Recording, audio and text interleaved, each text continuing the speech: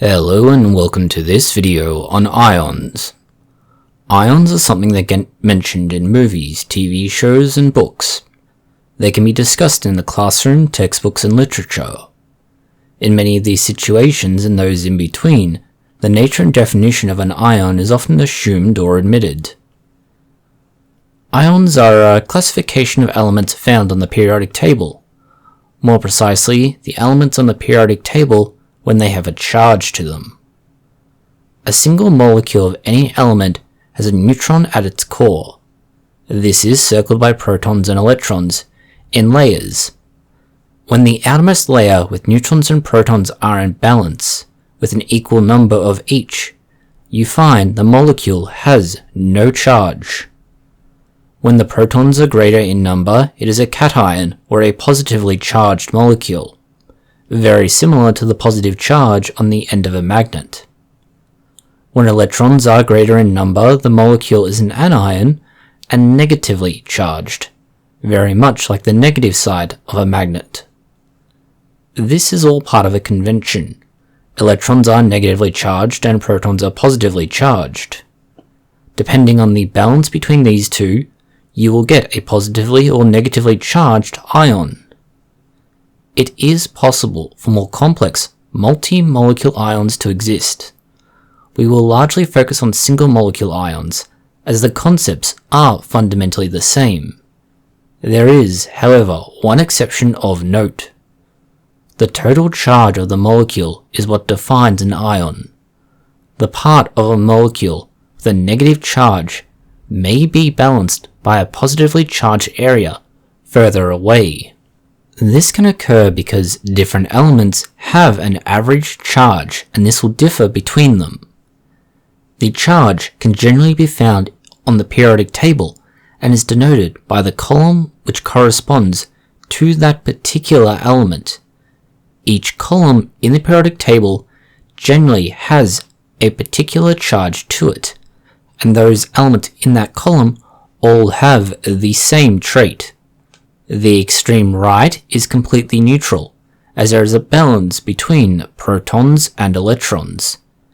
This shifts to a more negative charge as you go left.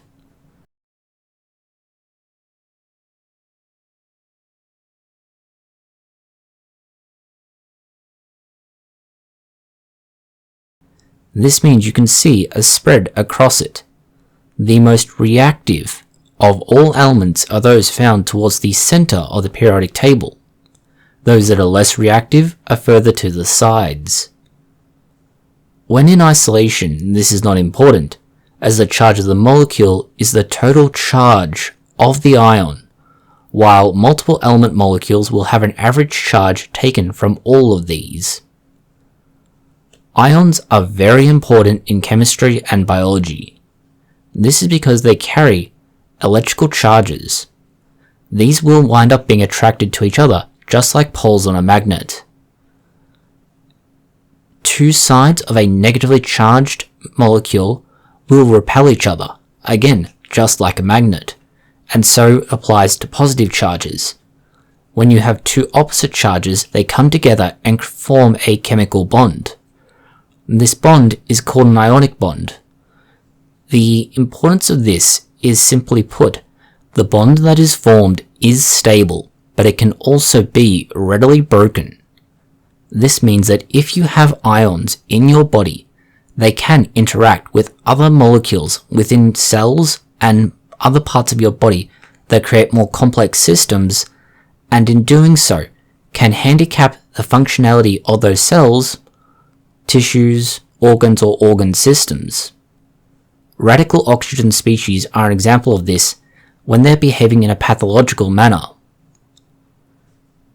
This feature is possible because of that cation or anion definition as to whether or not it's negatively or positively charged. There is a different side to this, and that is the body does use these same ions to great benefit. Sodium and potassium is a very good example. Both of these ions are used in parts of the body to be able to generate ATP and allow the nervous system to work. Calcium is essential for bone and teeth. the reason it works so well is that it can form these particular bonds. Iron is another.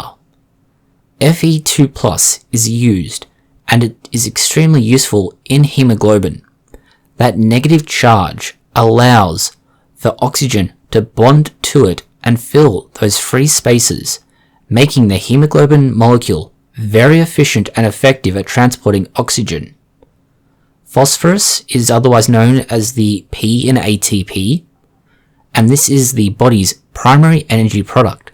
It is what is used to do anything that isn't going to work without input of energy, mostly going against the gradient, but also other processes that are more difficult to explain.